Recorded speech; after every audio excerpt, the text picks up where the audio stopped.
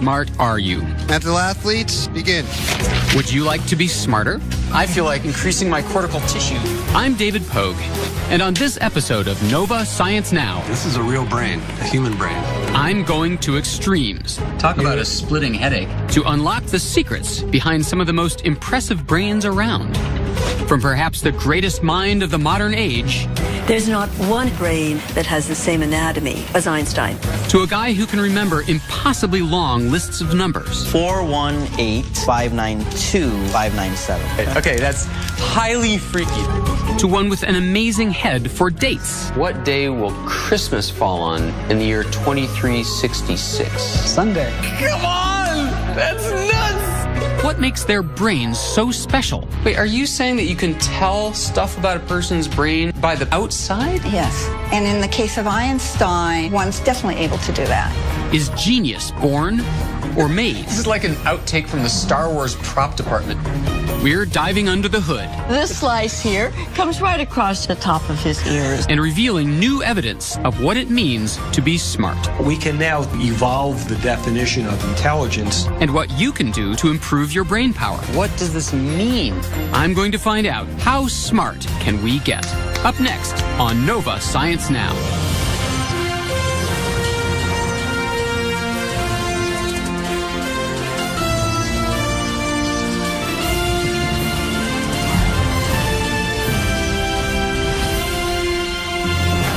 Funding for Nova Science Now is provided by... Have you ever wondered why some brains are smarter than others? Or if there's a way to get smarter yourself? I'm David Pogue, and I'm on a quest to explore the upper limits of brain power. To start, I want to check out one of the smartest brains that ever existed, Albert Einstein's. There's no doubt the guy was a genius. By his 20s, he had revolutionized our fundamental notions of space, time, and matter with his theory of relativity. A few years later, he figured out how gravity works. As if that weren't mind-blowing enough, he came up with E equals mc squared. Eventually, the great scientist moved here to Princeton, New Jersey. Can you take my picture? And in his honor, absolutely, he's memorialized with this statue.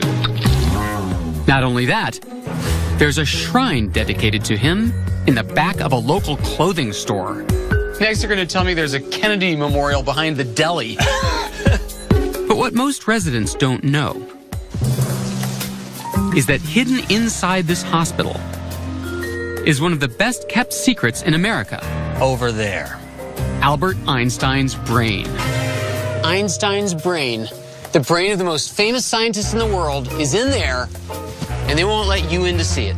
It's been there for a dozen years. I'm unable to get access to it. It is a very bizarre story. Neurologist Fred Lepore would love to get his hands on it. He hopes it will reveal what made Einstein so smart. Was there something different about his brain?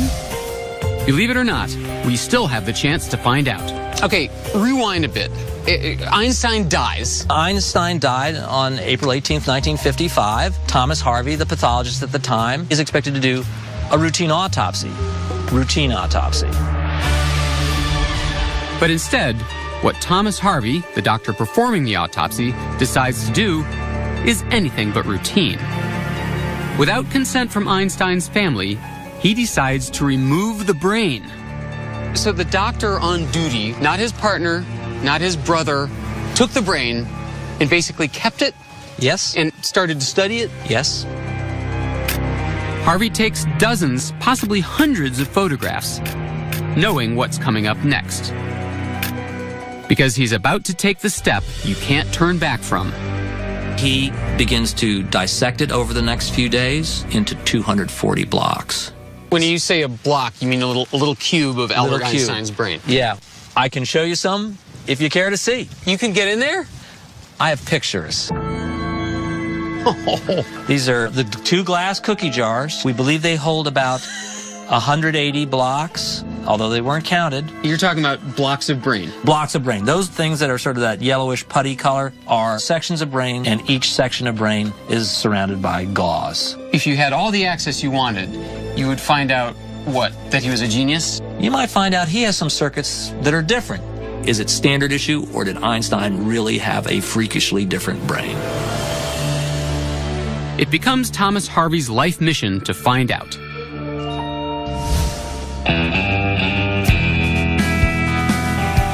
And when he loses his job at Princeton Hospital, Harvey quietly slips away, taking the brain with him.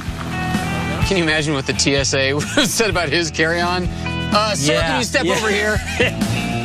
He travels to the Midwest. Wherever he moves, so goes the brain. From time to time, he sends chunks of it to researchers he deems worthy. Then, in the 1990s, he sends several chunks and some of his photographs to Canadian neurologist Sandra Whittleson.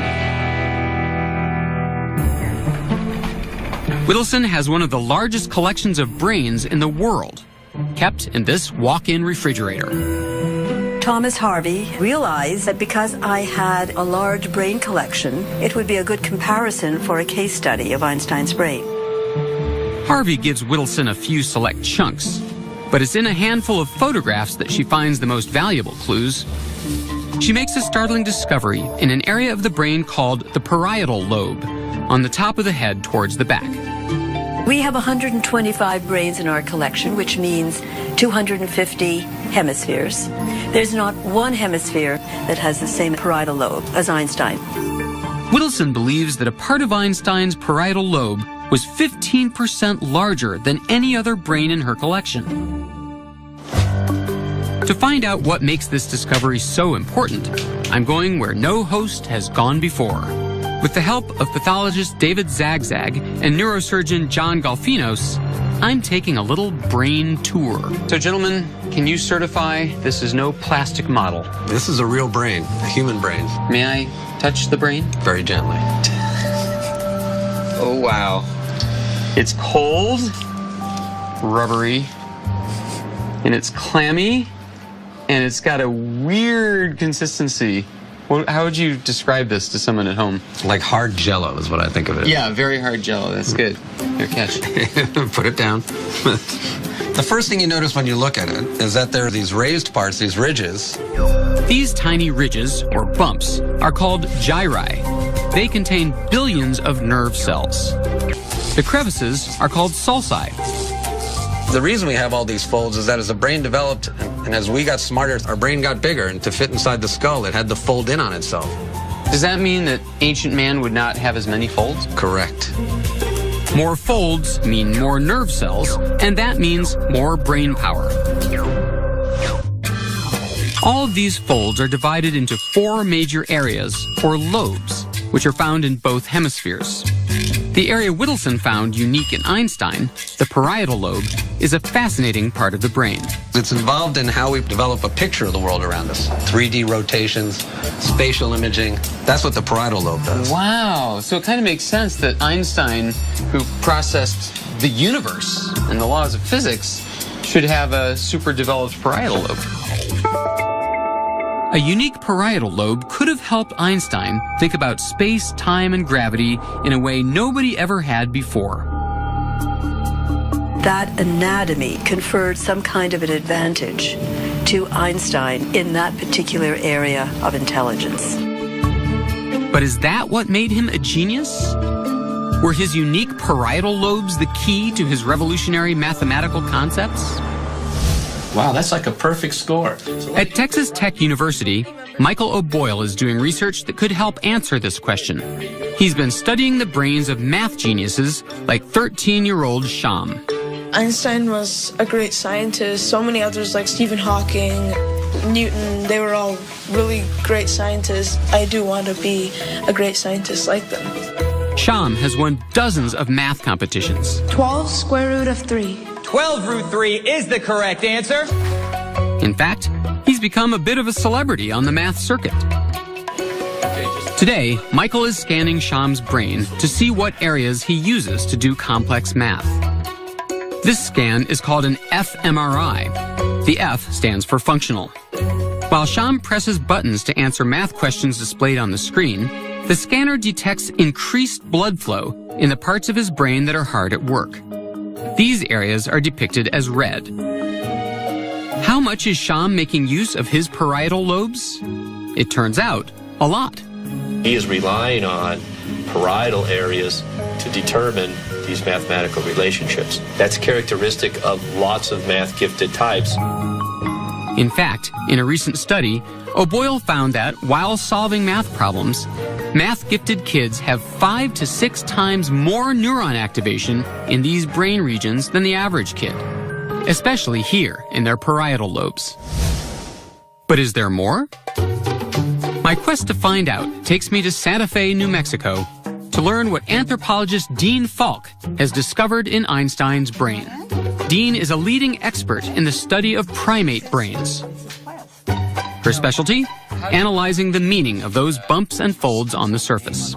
Wait, are you saying that you can tell stuff about a person's brain by the patterns of the folds on the outside? Yes. And in the case of Einstein, one's definitely able to do that to some extent. While looking at Whittleson's photographs, Dean makes a surprising discovery in another area of Einstein's brain, the frontal lobes. Doctors, talk to me about frontal. So these frontal lobes are really involved in almost everything we do, making us who we are. Behaviors, planning, understanding what we're going to do next, staying organized. They're really what make us human. They're very important, so I was curious to find out exactly what Dean discovered in Einstein's brain. So in looking at these photographs, something jumped out at me. I noticed a particular feature in the frontal lobe on the right. I've got a K on it here. That stands for knob. And would you like to know what part of the brain that controls? Why, yes, I would.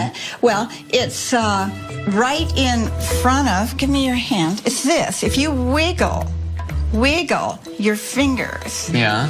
You are using this general area. It's the motor cortex for the left hand. So this area here on the back of my right frontal lobe is controlling my left hand. Yes.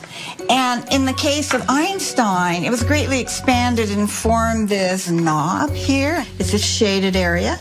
And if you'd like to see on the brain, I'll show you where it would be if it were expanded in a human brain. It'd be right about here, but notice this human doesn't have this knob.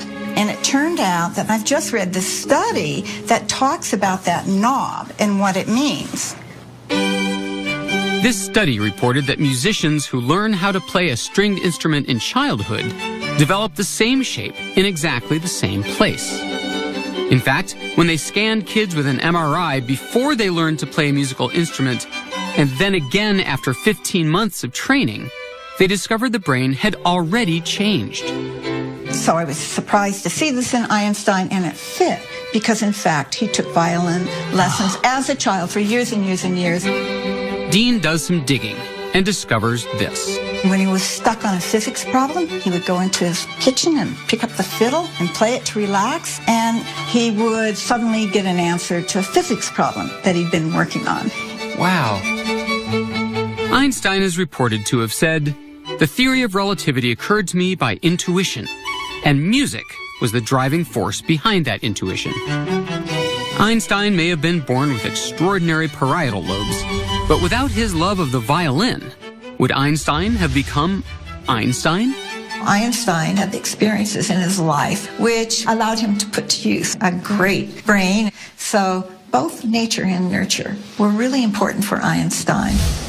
With all this talk about brains, I was dying to find out more about my own. So I had some scans taken that show the surface of my brain and brought them to Dean to analyze. I don't suppose it's too much to ask if I have anything in common with Einstein. Well, very interesting question. Lo and behold, the same studies that show violinists develop a knob on the right side of their brains show that pianists develop something similar on the left. I've been told that you do play piano. Yes. And I want to ask you, have you done this a long time? Since I was a kid. How long? I started when I was 9. In fact, the piano is a big part of my life. I played through college, on Broadway, and I still play today. Well, I'm not surprised because this configuration fits with the findings of the study. I've developed an enlargement right here in my motor cortex on the left side of my brain, just as many other pianists do. So I have reshaped my brain through piano lessons. That is a reasonable hypothesis. But enough about me. Let's get back to Albert. What the heck happened to his brain? Before Thomas Harvey died, he returned those 2 cookie jars containing Einstein's brain here to Princeton Hospital, a stone's throw from Fred Lepore's reach. So far, the hospital has declined Fred's requests for access, but he's determined to keep trying. There's gotta be a way. Midnight heist? I'm open to any suggestions. Ocean's 14?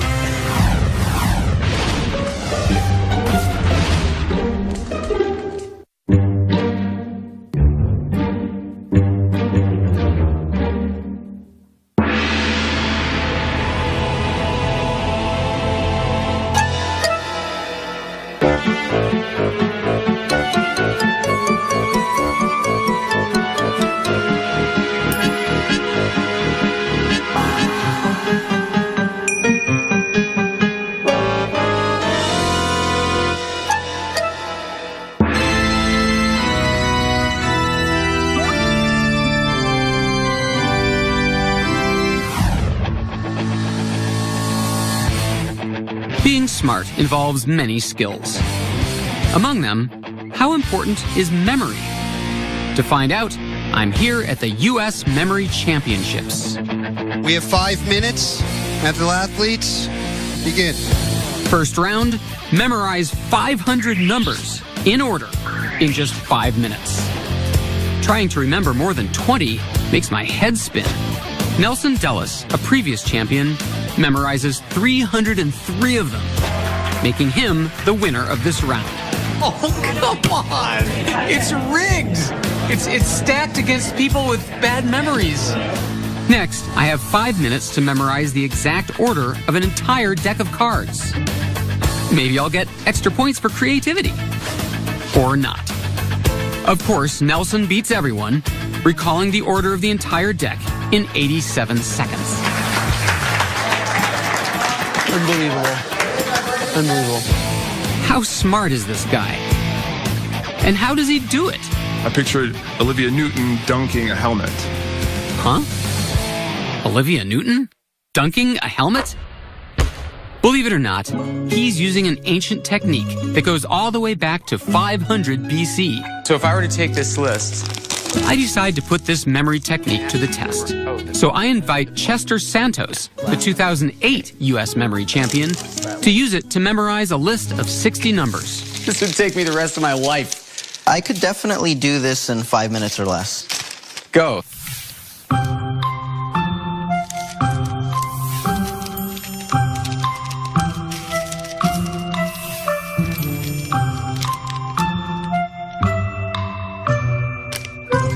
Okay, I'm done. I got it. You're done? I got it, yeah. Just let me know if I make any mistakes, okay? Just let me know if I make you any can mistakes. count on it. Okay, 418 112 097 580 871 592 597. You got them all exactly right. Okay, that's highly freaky. Now it's my turn to learn this ancient memory technique. All right, bring on the list. Chester takes out a list of 40 random words for me to memorize in order. Monkey, iron, rope, kite, house, paper. That's right. I said 40. Bicycle, elephant, computer, sword, necklace, and pizza. That would take me several hours. You will have this perfectly memorized in 10 or less minutes. All right, I just want to be clear for the record. If I don't, it's his fault. Step 1. My lesson begins by walking around my living room, making note of objects I see every day, like my beloved grand piano, my favorite chair, and my kid's guitar. Toys really meant to have these cleaned up.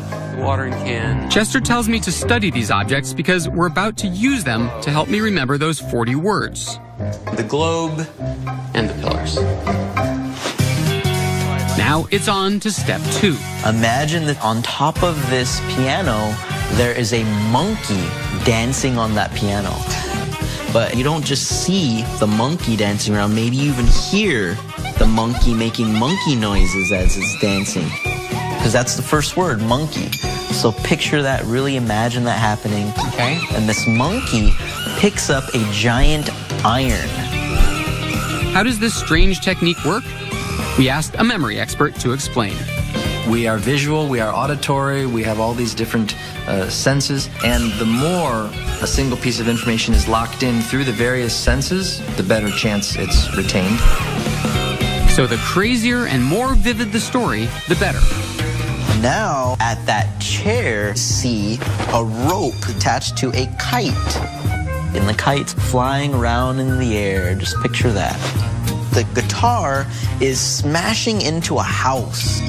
And you discover that the house is made of paper. Now, all your visuals are very active and there's a lot of motion to them. Is that part of it? Exactly. We tend to remember things more if there was something interesting actually happening rather than just a stagnant object that's just sitting there. So a dancing monkey, a shooting rope, a smashing guitar. Perfect.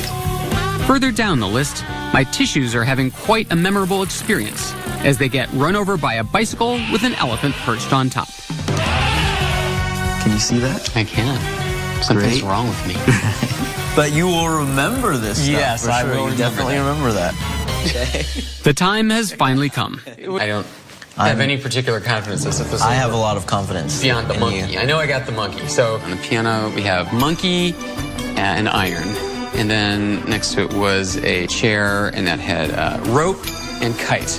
And then guitar, smashing a house, paper. Lo and behold, as I mentally traverse the room, the words come pouring out. A river, That's right. rock, That's correct. tree, That's right. cheese. Correct. But then there's something about the tissues. I'm sure it had something to do with smashing. Something violent. Let's see. The tissues. The tissues were getting run over by. A bicycle. You got by it. an elephant. After a close call, I miraculously whizzed through the rest of the list. The necklace and the pizza. Awesome. Great job. That was great.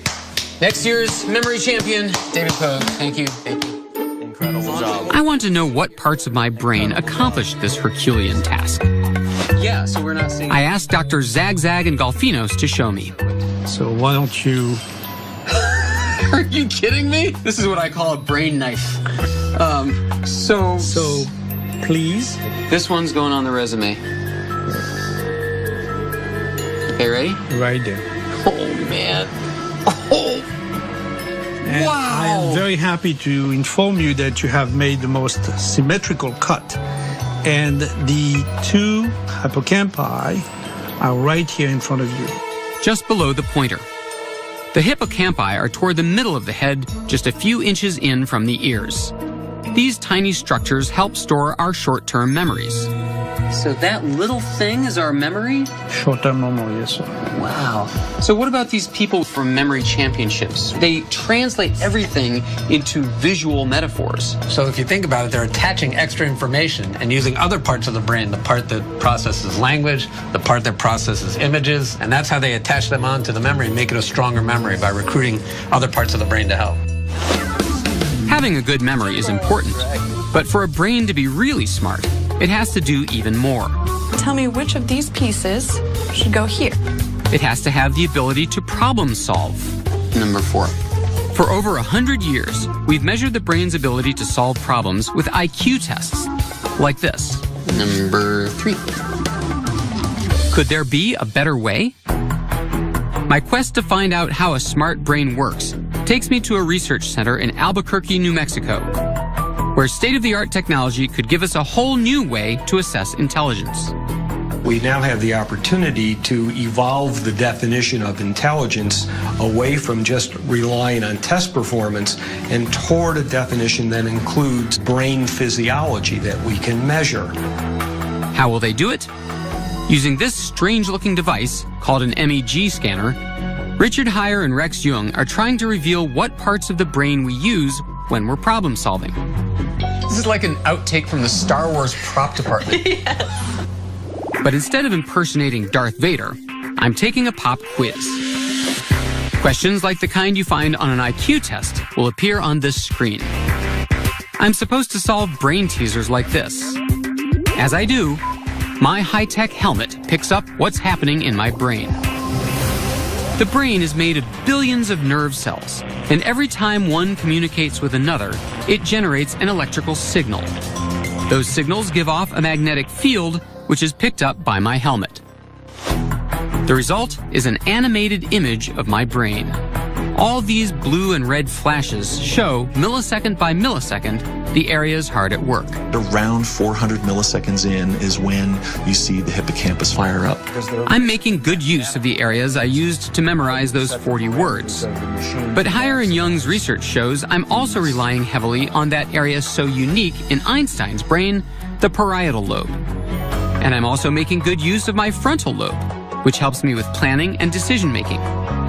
Both of those areas have been linked to visual spatial ability, numerical ability, abstract reasoning, but our research suggests that it's the communication among those areas that really is the key. How do different parts of the brain communicate? Look at the structure of the brain. You can see what they call the white matter. These are the connecting fibers. Call it white matter because they're really white compared to the darker areas. Oh, wow. Which are the gray matter. Gray matter is mostly on the outside of the brain. It's filled with billions of nerve cells. Beneath that is white matter. The white matter is made up of long nerve fibers that crisscross the brain, connecting different areas of gray matter to each other. The amount of gray matter you have is really important, but intelligence researchers are discovering that that spaghetti-like network of connections is just as crucial. That's the next great frontier of the brain, is figuring out every single connection. And how those connections work together. We want to understand not just the areas that light up during intelligence, but also how those areas communicate with each other. Is that the same in every person? We think not. We think there will be differences, and we think those differences will be related to intelligence. Richard Heyer and Rex Jung are just beginning to unravel the secrets to how an intelligent brain works. But until they can solve this mystery, I'd like to know if there's a way you can make your brain smarter. Now, a lot of times we read about ways that you are supposed to help your brain. There's brain food, and they say you should do crossword puzzles as you age to keep your brain fresh. Is there anything that we can do to make ourselves smarter? There could be, and if you come outside with us, we'll show you one thing that we can try. You might be surprised at what the good doctors order. When you guys said that we would be able to do some experiment demonstrating that you can actually grow your brain, I thought the equipment involved would be a little more expensive than juggling balls. What is this about? Well, there's this very famous study that showed if you juggle over a long period of time, it actually increases the gray matter in a certain region of your brain that subserves juggling. Not only can you increase your gray matter, recent studies show you can increase your white matter too.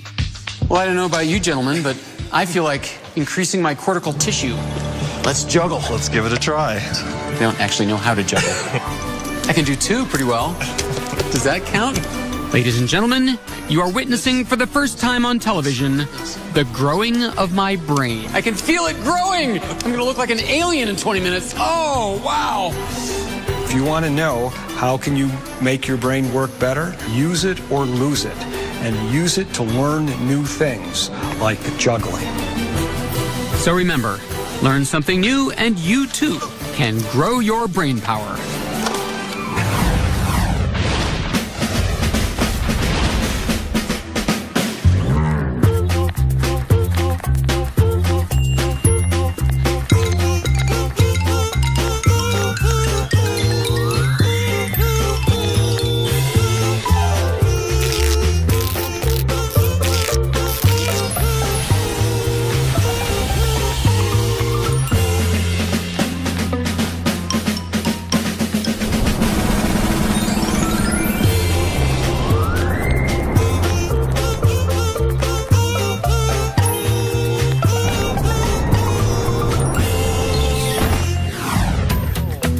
Every brain is unique, but few are as extraordinary as George Widener's. What I experience walking down a city street is completely different from what George experiences. 24-hour active driveway? I don't like that one. George is on the hunt for numbers. When he finds ones he likes, he plays the most amazing game. The 515527. He took out May 1st, year 5527. George has transformed this random number into a calendar date. Wait. So, 5527, like the super future? Yes. Long time from now. What he does next is absolutely amazing. And that is that's a Sunday. Come on. You can actually find a calendar from the year 5527 on the internet, and you'll see that he's right. George is what's known as a calendar calculator. Give him a date, and he'll tell you what day of the week it falls on. All right, so March 9, 1871. What day of the week was that? Looks like a Thursday. Holy cow. It was indeed a Thursday.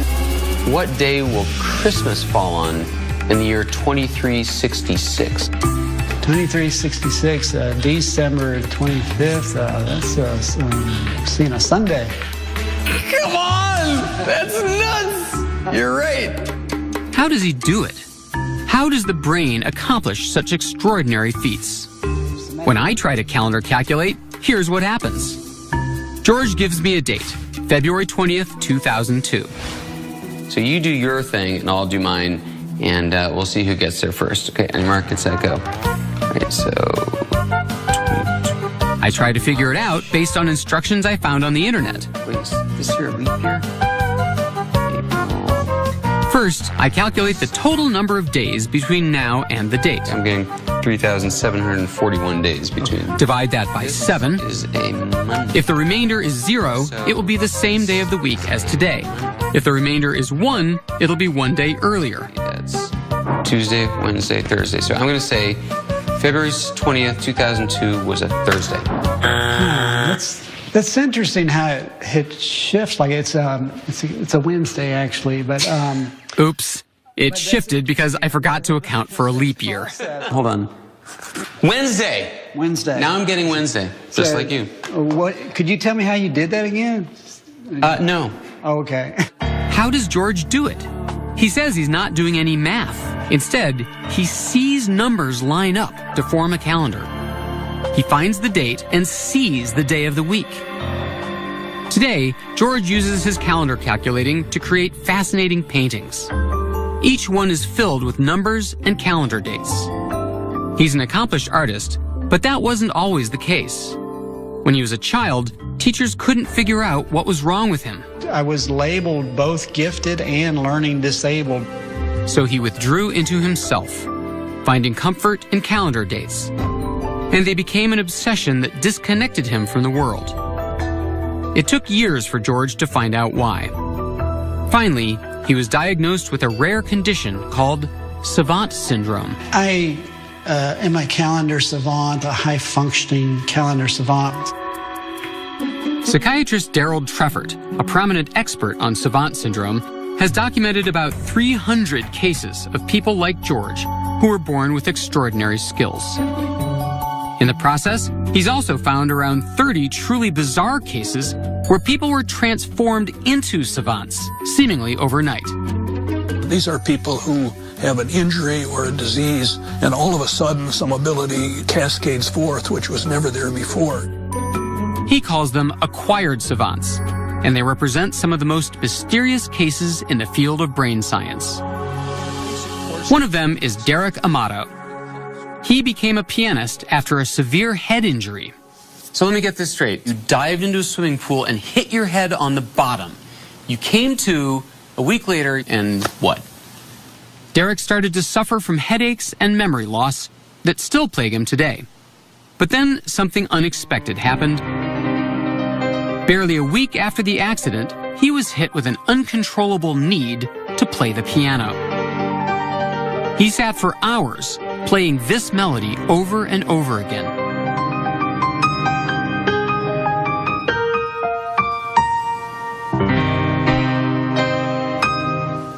And that's what it was. And you weren't a piano player? No. So what I'd love to know is how you picture and think about music, because when I learn a piece of music, I generally look at the sheet music, and each note is on a line or a space, and it represents one of the keys on the piano, and I I learn it that way until I can...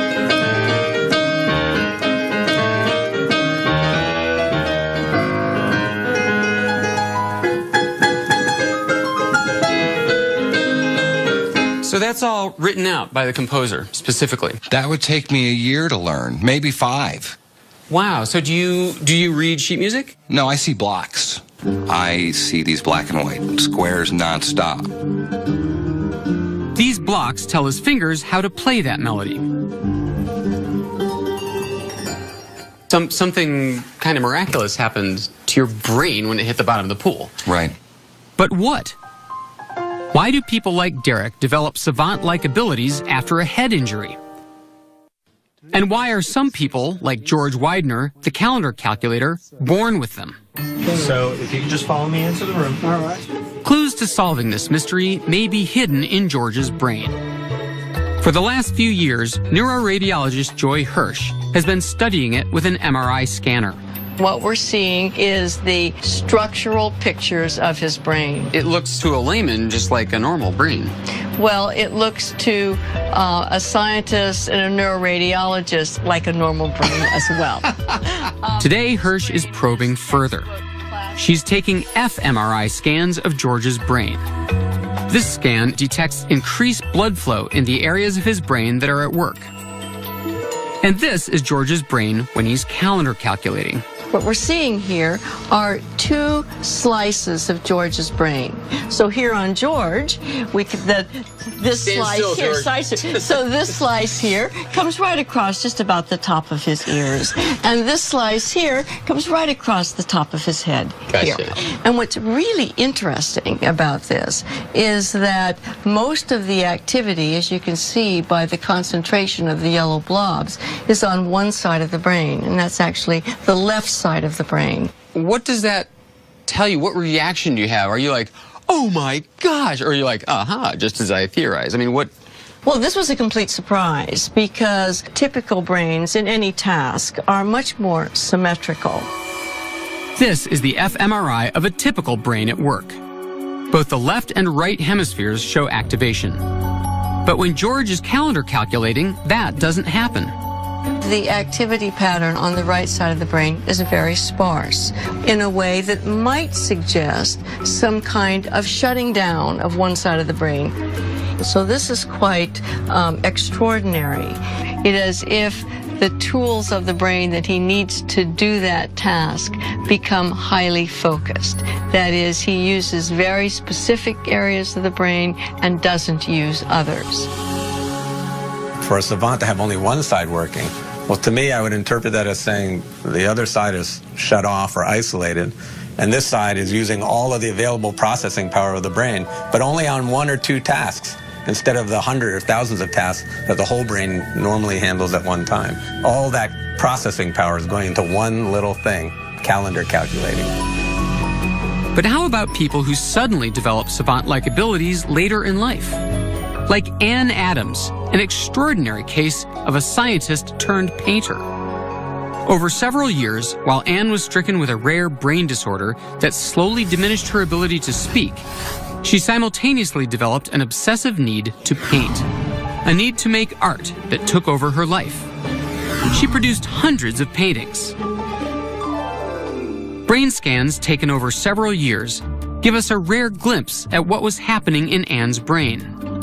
In areas associated with speech, nerve cells were dying off. These areas are highlighted in blue. But in the areas highlighted in orange, something very different appears to be happening. The right posterior part of the brain, the part that's involved, we think, with production of art, is starting to remodel and rebuild. This loss of function in her language circuit accelerated the growth in her visual circuitry. I think the brain compensates for the loss. This is exactly what happens. As you lose one circuit, another circuit is turned on more of the time. It compensates and it develops new skills that allow us to cope. I showed Joy Hirsch Anne Adams' scans to see what she had to say. So it's a very interesting case where the balance of the brain was altered, and during the course of this alteration, the other side of the brain appears to have compensated with the emergence of new talents, almost savant-like. Wow. These functional brain scans are helping us decode the mystery of savants like George, and may help us understand how people like Ann Adams and Derek Amato can suddenly acquire remarkable talents. Thank you, man. Beautifully done. Thank you.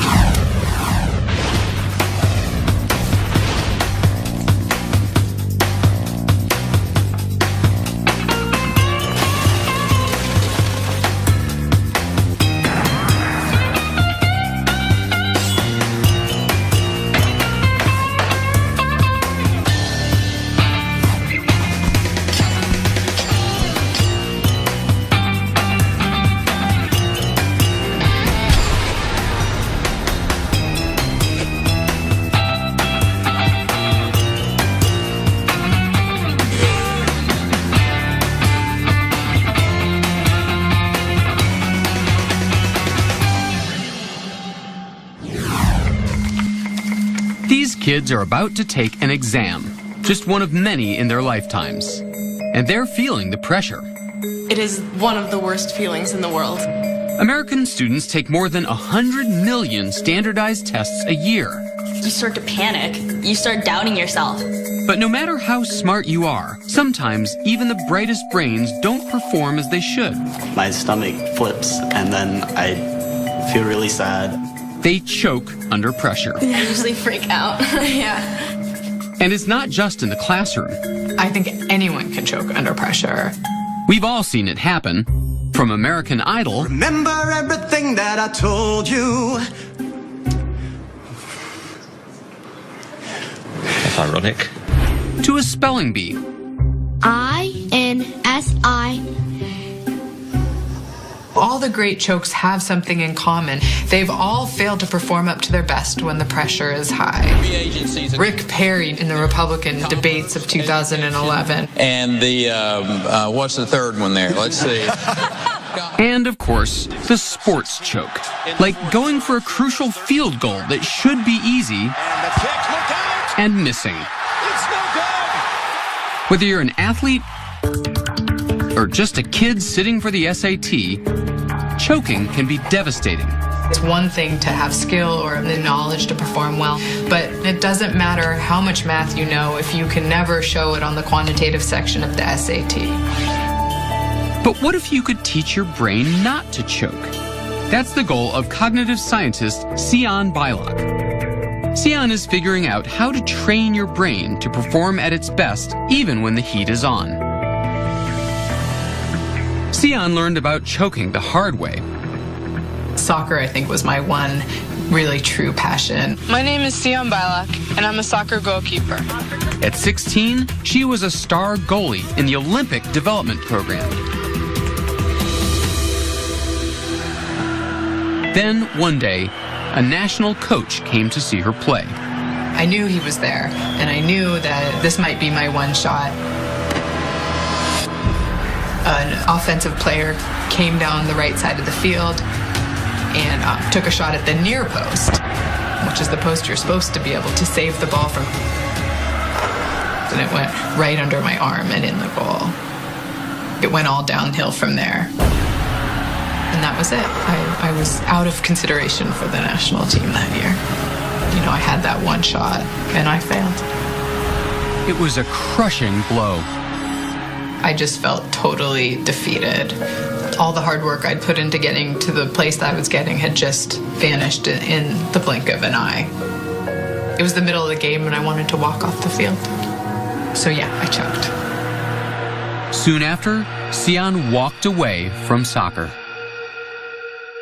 But when she went to college, she was determined to find out what had happened inside her brain on that fateful day.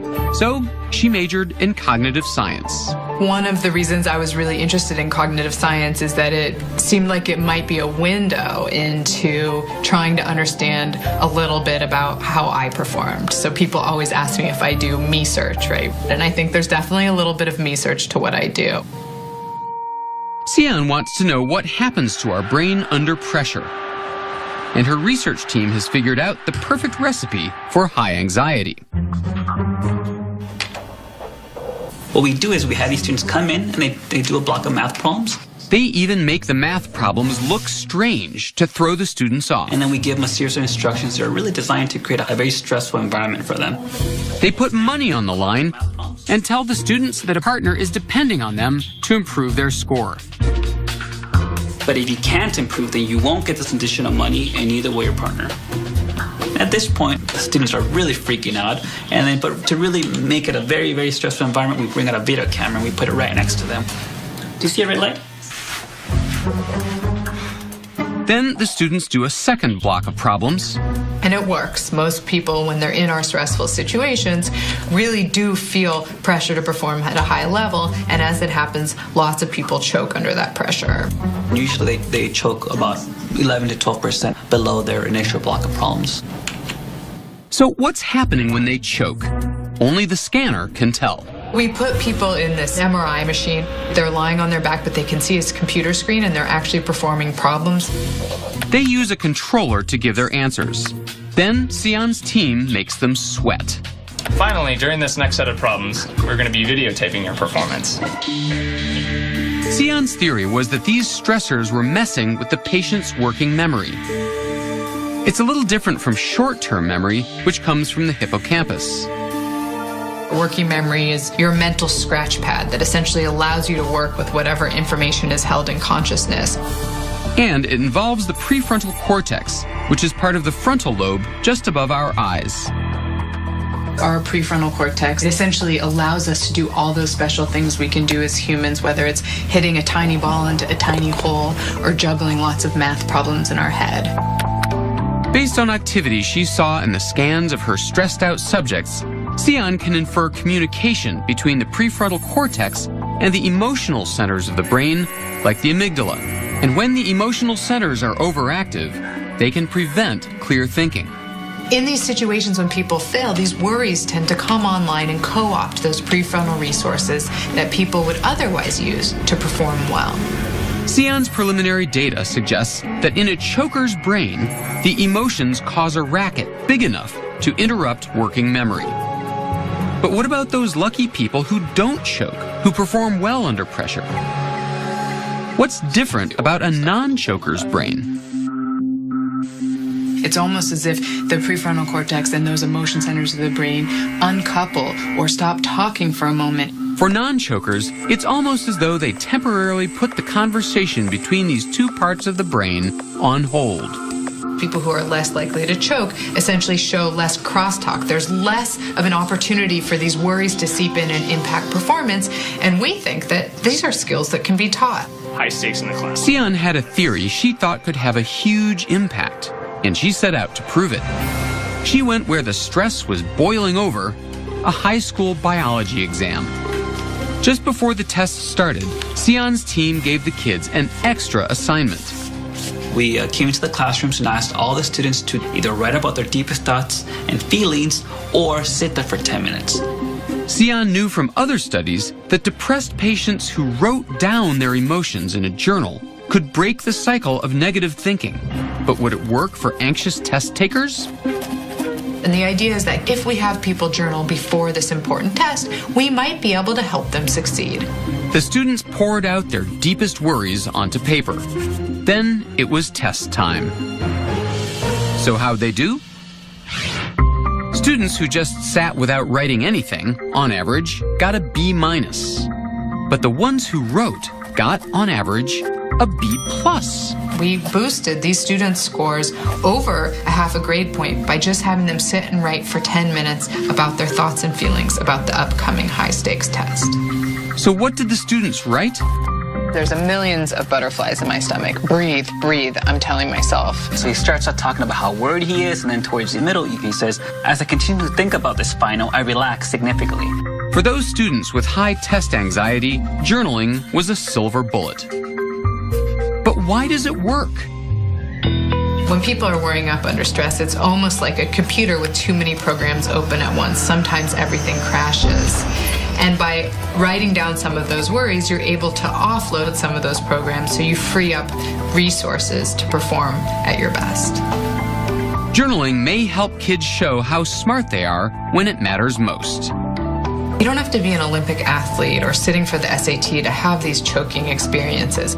Whether you're interviewing for a job or just one of my favorite places where I often choke, parallel parking in front of your spouse, some of the same processes can drive that underperformance. What my work shows is that it doesn't have to be an inevitable phenomenon and that we can learn from those poor performances. And what if she'd never choked? I've thought about this idea. Maybe if I hadn't choked in front of the national coach, I would have gone on to play in the Olympics. But I'm happy with all the lessons I learned from that experience, and I think I've been able to take some of them and use them in my new life pursuits. I want my work to really push the bounds of what we're able to do so that everyone can perform up to their potential. And Sion practices what she preaches. She journaled before this interview. So what did she write? So I wrote, "What a day. I'm exhausted, and I hope that doesn't make me sound incoherent. I need to just focus on the present, on today, and have fun with it, and not let my thoughts or worries about tomorrow or the next day seep in." And did it help? Sure. Did I ace my interview? Then yes.